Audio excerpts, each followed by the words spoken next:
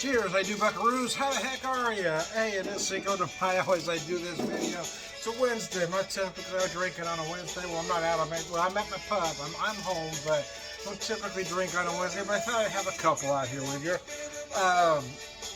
Came home for lunch. Made my wife and I had a long lunch today, so made my wife and I a sloppy American style burrito in the vein of, say, a burrito supreme. Just a slightly better version of some sloppy American mix, but I thought I'd go a little more traditional for dinner. When I came home for lunch again, I had some, I picked up some tomatillos on the way home, a poblano. I only had one left, so I only got one. One poblano and some jalapenos. I had some pork steak. So, and then for this, you can really use what pork you have. But again, I've always been a proponent of using what you have, and pork steak is what I had. So, I made some pork chili verde. Kind of braised the meat, as it were. I put a scorch on the tomatillos and the peppers, then I put it all in the pot with everything else, and then stuck in the oven, let it slow cook at about 250 until I got home from work, and I just now checked it and gave it a stir. Those tomatillos were perfect, man. They were ready. They were just ready to burst, man. But I took the meat out so I can get the bone out of the chops. Then I'll reintroduce the meat. I'm also going to make some fideos. So we're going to have the pork chili verde and some fideo. Of course, I'll have a tortilla on the side. They're just a store-bought tortilla. I can only do so much. But anyway, so here we go. Cinco de Mayo at the Beer Whisper residence. So you get, holidays like this, as it were, and people are pretending to be Mexicans. So, like St. Patrick's says, people are pretending to be Irish. I don't know anybody is pretending, but if you're inviting me to a celebration, it's St. Patrick's Day, so I honor my Irish ancestry. And the way I eat Mexican food, I'm not sure there's not a Mexican in the woodpile somewhere, in all honesty. One of our favorite places in town, and probably the most authentic Mexican, is Purchase Tortilleria. Now, we'll be honest though, they've become this full-blown Mexican restaurant with a full bar, which is nice. It allows them to compete with the other restaurants. However, when they first opened, they were a tortilleria, man. You come in and they were making fresh tortillas. They had the big tortilla machine, and they'd be making fresh tortillas. You ordered at the counter, and of course they had various fare that you could order and eat there, but they also sold meat by the pound. And I love that concept back then where we could just, I could order a pound of carnitas. We get the tortillas. They give me the onions and cilantro to go with it. I just loved it then. And they're good as a Mexican restaurant, but for me, I liked them better then because they were so much different than from what everybody else was doing in town. And they were the only place in town that served a New Mexico-style flat enchilada montadas with an egg on top. So and they were open. So they're not open for breakfast on the weekends anymore. That was kind of their thing back then. Is on Saturdays and Sundays they're open at 8. So I love to go for breakfast on Saturday and or Sunday and just have my enchiladas montadas because nobody else serves them. But they don't serve them anymore. Now they're still doing great, authentic Mexican food. Don't get me wrong. But I do miss those days when I had to go in, order at the counter, and my family, there was just a handful of booze, and my family and I would be the only gringos in the joint, man. I loved that. That's how you knew you were getting real Mexican food, man. Anyway, cheers. Now they're still doing authentic Mexican food, but they're doing things a little bit different than they were. I just love that original concept, I'm having a Modelo Especial. My Mexican beer of choice is Tecate, which something is kind of a lower rung beer. I get it, but I love it. It has more flavor. It's so bolder, maybe a little raspier than the others. Maybe that's why I like it. But if I had another choice, it'd be the Modelo Especial. If I'm in a different kind of mood, the Negro Modelo. But as far as the lighter fare, I think Corona is the absolute worst of the. But Corona is for people that don't like beer, right? That's what beer drinkers, well, that's what they would drink. You get Corona. Oh, I don't like that. That's too heavy. Give me a Corona, because Corona's,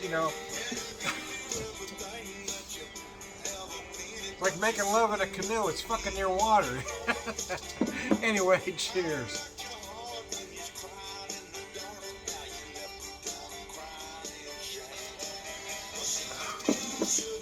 So I haven't started my fideo yet. Fideo, you really, fideo. So Mexican rice, you can let sit a little bit. It's okay. But fideo, you really want to eat it while it's just hot and fresh. So fideo is an interesting animal, right? So it's basically, you know, it's basically vermicelli. It's been broken up into pieces about this size. And what you do with it is you brown it, oil and or butter. I prefer to use a combination of oil and a little bit of butter because it adds a little flavor. If you use just butter, you risk burning the butter. But if you put a little bit of oil with the butter, there you go. Anyway, you got to keep moving it around the pan. You got to pay attention at first, because you don't want that fideo to burn. You just want to get it to a nice brown. The reason you do that because it adds flavor. It adds flavor. And then, so once you've got that to a good brown, you add a combination of water and tomato juice.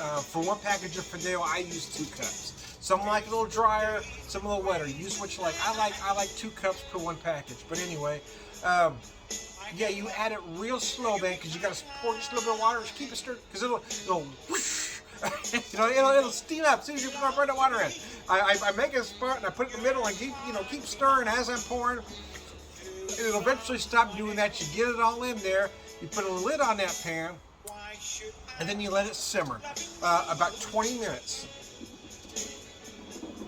And then lift that lid, and what you have is pasta perfection. It is the epitome of Mexican food, in my opinion, because it is just so simple. A lot of people have the idea that Mexican food is all spicy. Well, it's really not. Mexican food is not like, well, American food. It's a lot of it's regional. So things are a little different between here and there. Not everything is spicy. And a lot of the spice really is meant to be on the side for you to add. It's not meant to be in the food.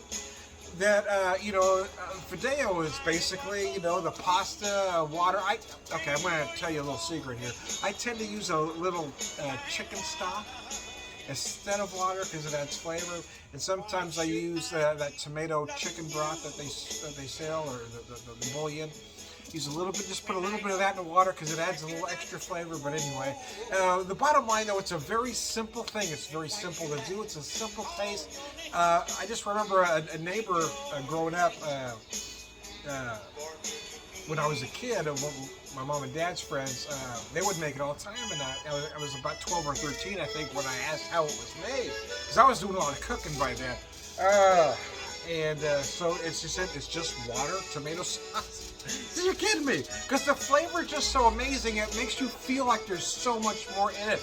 But the trick, the flavor is because you're browning that pasta, right? That fideo. You're getting that to a good brown, so you're getting that flavor. That's where your flavor. It's just a magical dish. When my wife and I first got together, it's one of the not the first, but one of the early dishes that I introduced into the family, and she loved it right away. Then my daughter, when she, I started fixing it for her, and she loved it. Because again, it's simple, it's not spicy, and my son loved it as well. So it's just one of those great dishes that gets overlooked. It's easier for Mexican restaurants to serve rice. Rice is easier. You can make a large bunch, put it off to the side. So I understand why more restaurants don't serve fideo. But oh man, if you ever had fideo, you know it. It's just amazing. It's one of those simple, amazing flavors. Anyway, so that's why I'm doing. I keep loving you.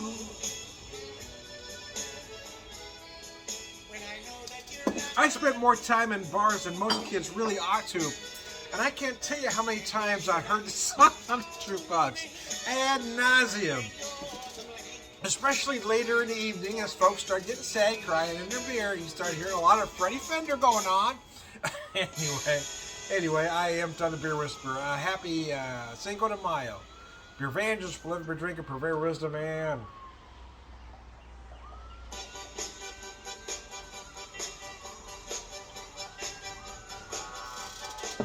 all around good guy. Cheers.